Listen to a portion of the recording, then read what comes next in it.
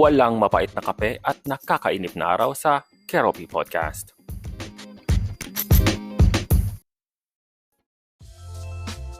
Hello everyone, hello and welcome back sa ating podcast. This is Keroppi, okay, sa Kero Cafe. Welcome back and it's Thursday once again. So it's another podcast. For this week, our topic will be about red flag.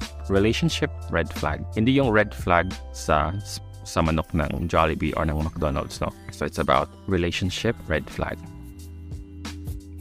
Feel my soul at the fear. So dati when I was tumatambay pa sa space ng Twitter, so marami akong narinig about kasi may mga topics sila about relationship and then kung ano yung mga red flags nila. I mean, red flags para sa kanila, sa isang person. And may mga napansin ako ng mga red flags na sinasabi nila na parang hindi siya red flag for me or it should not be qualified as red flag. So in this topic, parang we will define it first.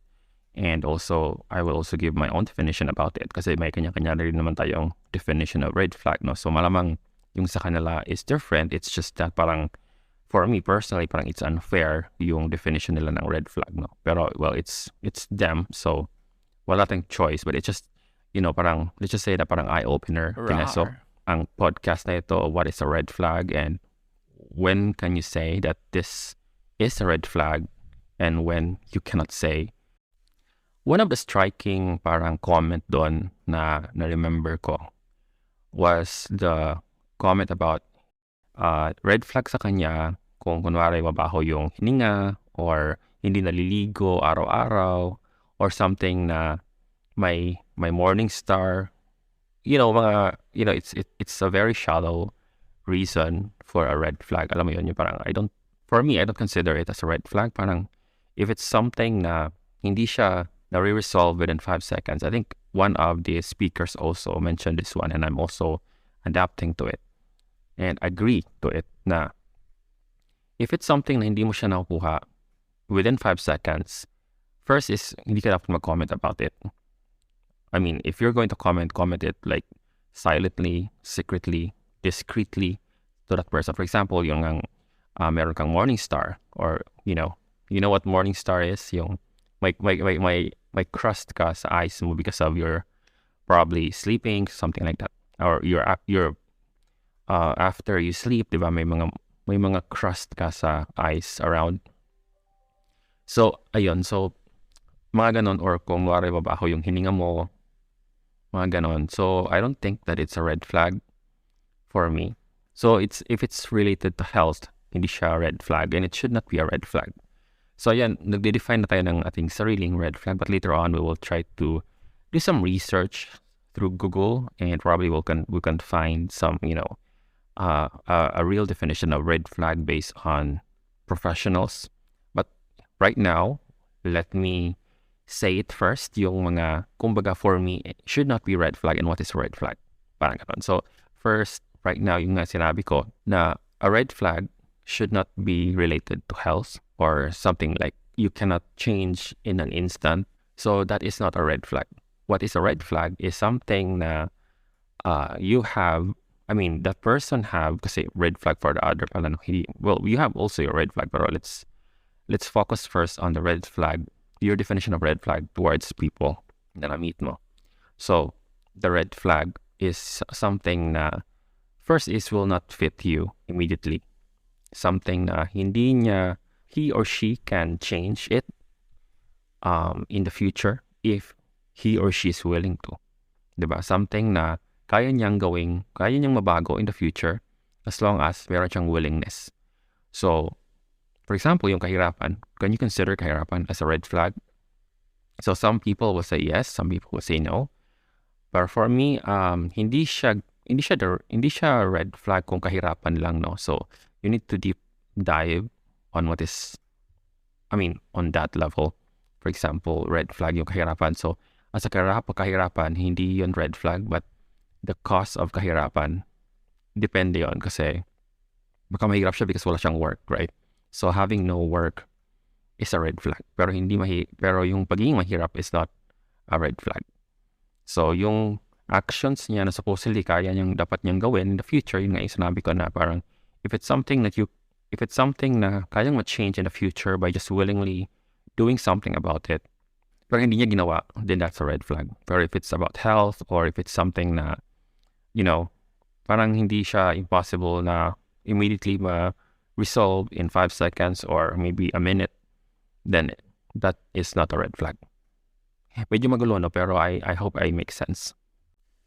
So that was our own and personal opinion about the meaning of red flag, Pero let us see through Google search the opinion or the meaning of red flag or relationship red flag from a relationship expert and licensed family and marriage therapist. So her name is Dr. Christy Kiderian. Of course, wala siya dito. Babasahin lang natin yung niya. Baka isipin nyo, may guest ako ngayon. So wala tayong guest. Based lang siya sa research ko from 17.com. So sabi ni Dr. Christy Kiderian, again, a relationship expert and licensed family and marriage therapist. A relationship red flag is something that is considered a deal breaker or a non-negotiable for a person. That doesn't necessarily have to do with their individual preferences, but more so with the character, behavior, and emotional maturity and availability in the relationship.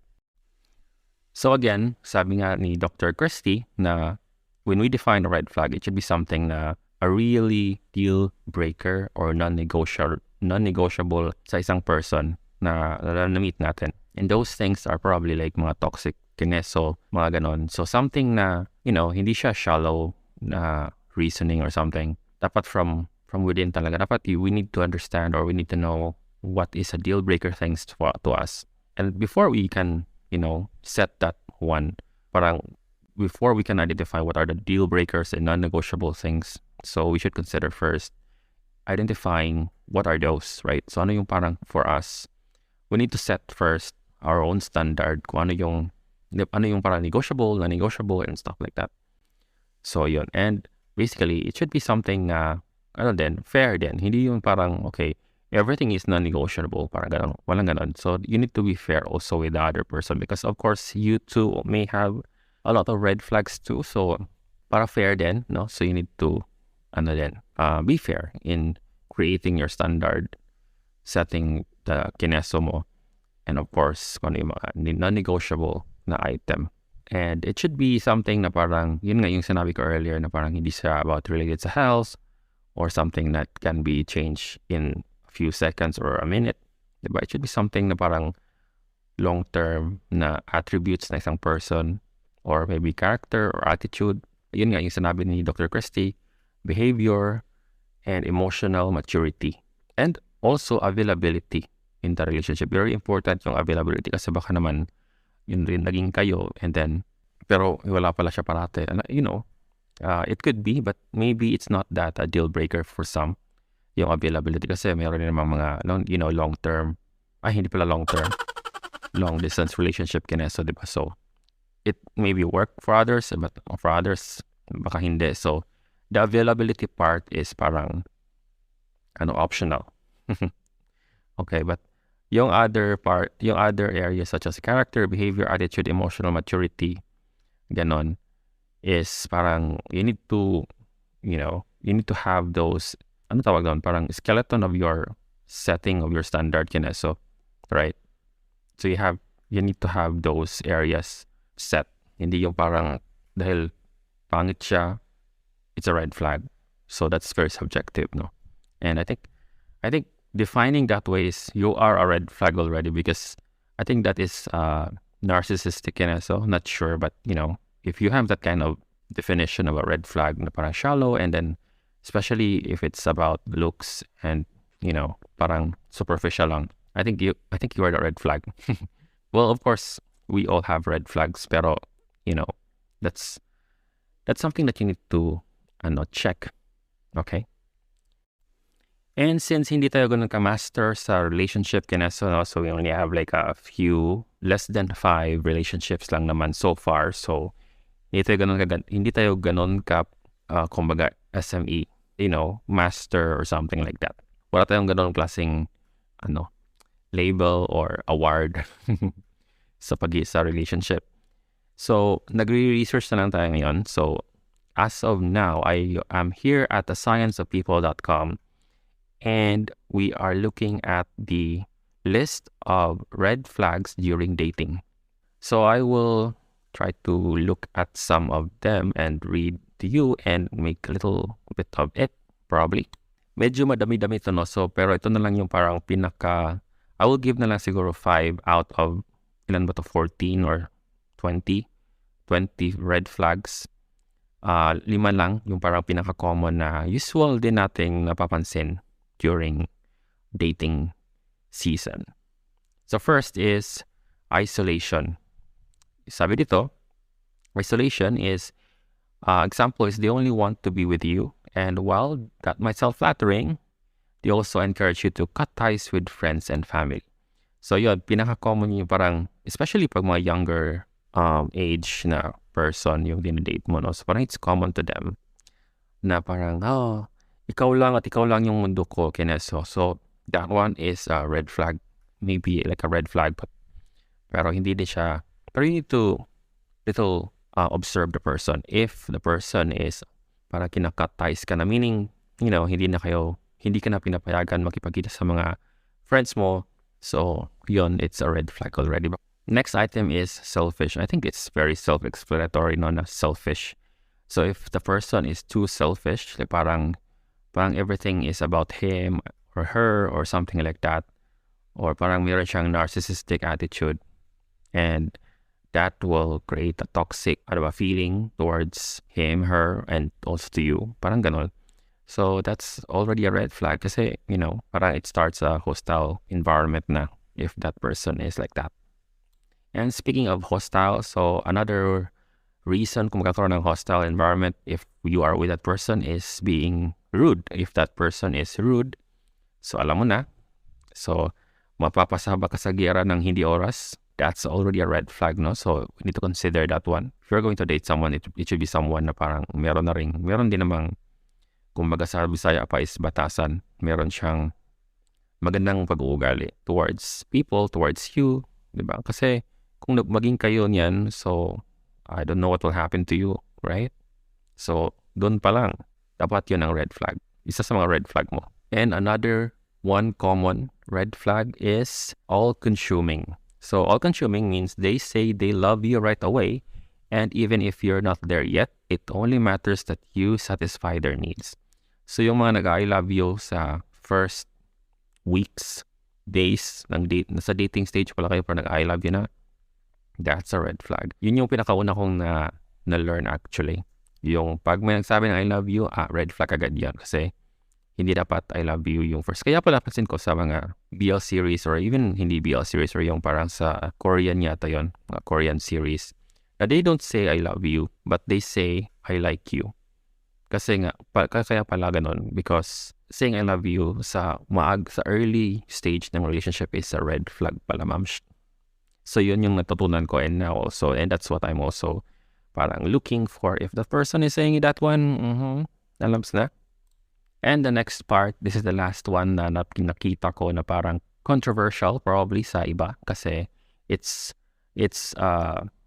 maaring for them it's okay, sa iba naman is it's not okay. But here, it's considered as red flag. It's called all work all the time. Their job takes precedence over your time together and they don't hesitate to cancel dates or leave you early to attend to what's more important to them.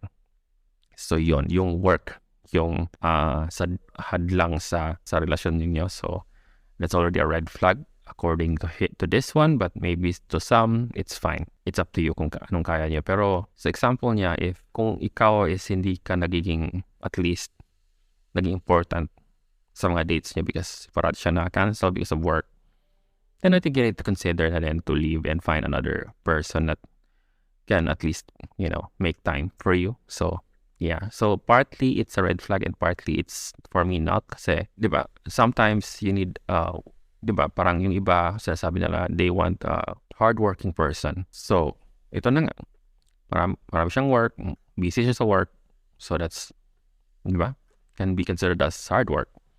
Pero having no time because of work is something that you need to think about.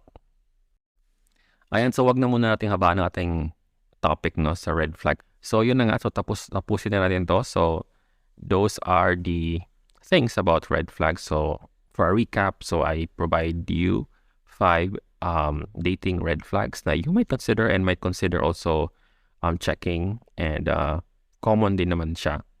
Especially, well, I will not mention na lang generation or age, pero yun nga, yun parang ganon. And parang in general definition of red flag then from an expert and from my own personal opinion. So I hope na may natutunan kayo sa episode na to. Kung wala, ay mag-comment down below. I-open ko yung Q&A, or you can also comment it. You can also comment from my website. The link is on the description. Alright, so see you on the next episode. Bye.